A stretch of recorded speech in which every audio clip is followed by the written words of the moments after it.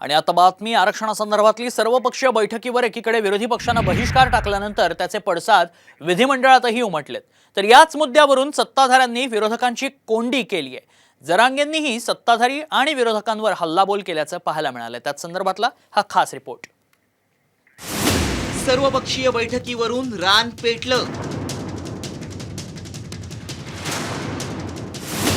आरक्षणावरून गदारोळ, सभागृह तहकूब। बैठकीला न येण्यामागचं कारण काय? हा गोंधळ स्वतःचा पाप लपवण्यासाठी आहे। सभागृहाची बैठक तहकूब करण्यात येत आहे। सत्ताधाऱ्यांनी केली विरोधकांचीच कोंडी।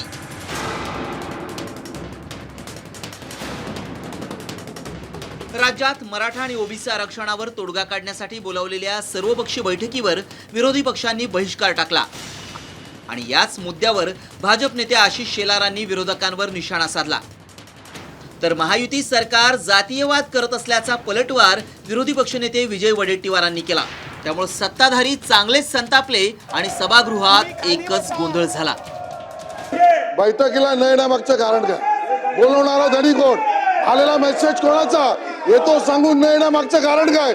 समाजाच्या अपेक्षा भंग करण्यासाठी काँग्रेस, राष्ट्रवादी, उभाटा सेनेने मराठा समाजाची जाहीर माफी मागितली पाहिजे। अध्यक्ष महोदय, हा गोंधळ स्वतःचा पाप लपवण्यासाठी आहे। असं चालणार नाही। सभागृहांनी जे पाप करून चालू शकत नाही।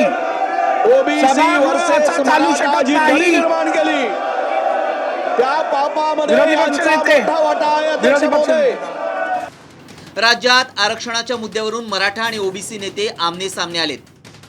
त्यामुळे यावर तोडगा काढण्यासाठी सर्वपक्षीय बैठकीचं आयोजन करण्यात आलं होतं। या बैठकीत आरक्षणाच्या वादावर तोडगा निघण्याची अपेक्षा व्यक्त करण्यात आली होती। मात्र बैठकीपूर्वीच विरोधी पक्षानं सर्वपक्षीय बैठकीवर बहिष्कार टाकला।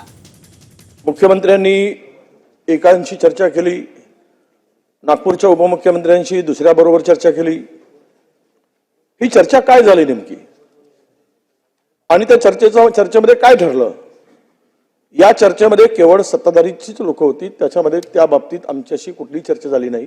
त्या चर्चेमध्ये नेमकी काय झालं, की काय आश्वासन दिलं, की कोणाला काय बोलले, हे सभागृहापुढे येऊ द्यावं आणि म्हणून आम्ही आज त्या बैठकीला जाणार नाही। विरोधकांच्या बहिष्कारानंतरही सर्वपक्षीय बैठक पार पडली।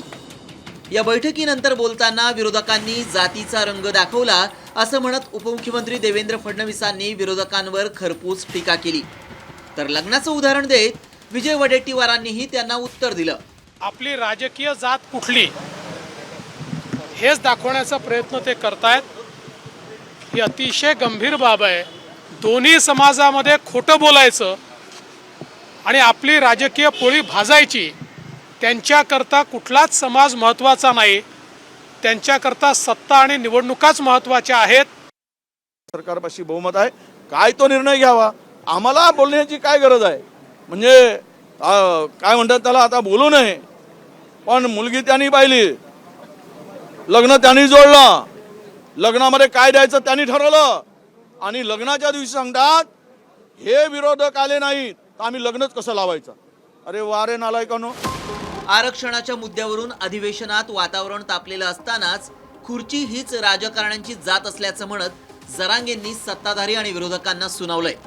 खुर्चीसाठी हे लोक जाती सुद्धा संपवतात, मग तो कोणत्या जातीचा असू द्या, ओबीसीचा असू द्या नाही तर मराठ्याचा असू द्या, विरोधी पक्षी असू द्या किंवा सत्ताधारी असू द्या, कोणी असू द्या, हे यांना जाती फिती काय नाहीत। यांची जात म्हणजे खुर्ची आहे, यांची जात म्हणजे सत्ता आहे। इतके मगरूर लोक आहेत हे दोन्ही बी, विरोधी बी आणि सत्ताधारी बी, हे फक्त एकामेकावर ढकली देत। त्यांनी ठरलेलं असं नाही एखाद्या वेळेस, असं मला डाऊट आहे की विरोधी पक्षांनी येऊ नका म्हणजे आम्ही तुमच्यावर आरोप करू, येऊ नये म्हणून, कारण यांच्या हातून लागे बांधे असते।